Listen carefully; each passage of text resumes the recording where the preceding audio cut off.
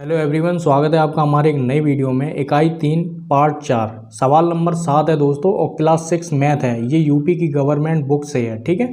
ये आपके सामने जो मैं बुक दिखा रहा हूँ यही है, ठीक है ना। तो इन्हीं सब से हम लोग पढ़ा रहे हैं, ठीक है। तो यही जो सवाल है वो पार्ट वाइज हम लोग बता रहे हैं कि अगर एक ही बार में अगर हम लोग चैप्टर बता दिया तो फिर वो 1 घंटे में ही ख़त्म हो पाएगा, समझाने में भी टाइम जाता है। तो हम लोग एक ही एक सवाल करके करते हैं, ठीक है। तो 7वां सवाल देख लेते हैं। निम्नांकित के बीच के सभी पूर्णांक लिखिए, ठीक है। तो -2 और +3 के बीच में पूर्णांक हम लोगों को पता करने हैं कि कितने पूर्णांक आते हैं। सीधी सी सिस्टम है कि पूर्णांक क्या है, संख्याएं कितनी आती हैं, ठीक है। तो इसमें आप कंफ्यूज ना हो ना कि पूर्णांक क्या होते हैं या संख्याएं क्या होती हैं, ठीक है। जब प्लस माइनस में भेद ना हो तो समझ लेना कि पूर्णांक की बात हो रही है। तो यहाँ पर हम लोगों ने एक संख्या रेखा लिख दी, खींच ली, ठीक है।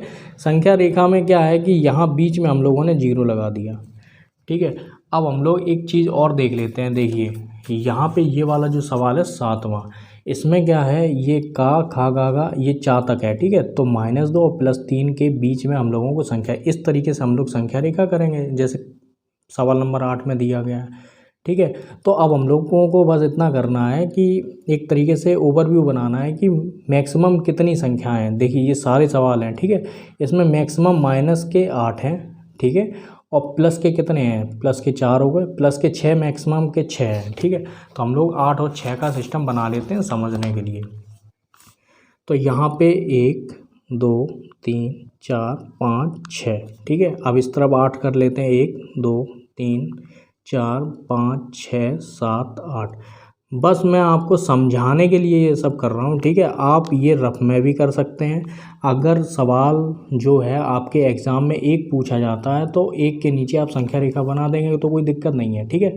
अगर आप नहीं भी बनाएंगे तब भी कोई दिक्कत नहीं है, ठीक है। तो अब हम लोग इसमें संख्या रेखा लिख देते हैं, ठीक है। तो हम लोग सबसे पहले क्या करेंगे, यहाँ पे क्या है, -1 आएगा। इस तरफ माइनस रहता है, इस तरफ प्लस रहता है। तो -1 -2 -3 -4 -5 -6, ठीक है। तो -7 और माइनस के लास्ट में ये वाला 8। तो ये आपके सामने है। तो यहाँ पे 1 2 3 4 5 6, तो ये सामने हम लोगों ने पूरी संख्या रेखा लिख ली, ठीक है। अब हम लोग इसे समझेंगे। अब देखिए दोस्तों, अगर आपको ये संख्याएं पूरी नहीं लिखनी है, मान लीजिए -2 और +3 है, अब इसके बीच में हम लोगों को संख्या पता करनी है, ठीक है। तो हम लोग क्या करेंगे कि जो माइनस के हैं वो यहाँ से गिनेंगे, यहाँ से नहीं गिनेंगे 0 से, ठीक है। यहाँ से गिनेंगे 1 2, आ गया ना माइनस का 2। तो यहाँ पर क्या हो रहा है कि जो -2 है, ठीक है, यहीं से सिस्टम से गिनेंगे, ये वाला छोड़ देंगे, ये वाला छोड़ देंगे, ठीक है। तो 1 हो गया, 2 हो गया, 3 हो गया, 4 हो गया, ठीक है ना। तो यहाँ पर +3 तक गिनना था, तो प्लस के 3 ये रहे हम लोगों के पास। तो -2 और +3 के बीच की संख्याएं कितनी है, 1 2 3 4। अगर ये पूछ दिया जाए कि कितनी संख्याएं हैं, तो 4 संख्याएं हैं। और कौन कौन सी संख्याएं हैं वो लिख देते हैं। क्या है, -2 और +3 के बीच के पूर्णांक कौन कौन से हो गए, -1, ठीक है।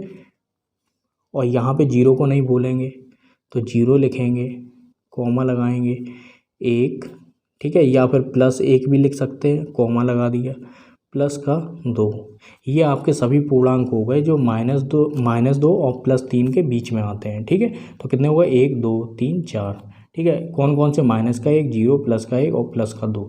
तो इसी तरीके से हम लोग सवाल को करेंगे। अब देखिए दोस्तों, अगर सारे सवाल आ जाते हैं, ये सारे सवाल तो एग्ज़ाम में नहीं आने वाले कि एक साथ सारे सवाल दे दिए जाएँ ये वाले, ठीक है ना। अगर सारे सवाल भी दे दिए जाते हैं तब भी आप एक संख्या रेखा बना लेंगे, ठीक है। किसी एक सवाल में बना लीजिए या साइड में बना लीजिए, ठीक है। वैसे 1 या 2 ही आएंगे, तो अगर एक सवाल आता है तो उसके नीचे संख्या रेखा बना लेंगे तो कोई दिक्कत नहीं है। आप रफ में बनाएंगे तब भी कोई दिक्कत नहीं है। चलिए खा की बात कर लेते हैं। खा में सीधे डायरेक्ट संख्या रेखा नहीं लिखेंगे, हम लोग इसी संख्या रेखा का यूज करेंगे। तो 0 है तो 0 ये रहा, ठीक है। और प्लस के 6 रहा, ये रहा, ठीक है। तो इन दोनों को तो नहीं गिनना है, इसके बीच के ही तो गिनेंगे, 1 2 3 4 5। तो यहाँ पे हम लोग लिख देंगे 1 2 3 4 और 5। बस पहले सवाल में समझाने में ही दिक्कत लगती है, मतलब दिक्कत नहीं, एक तरीके से टाइम लगता है।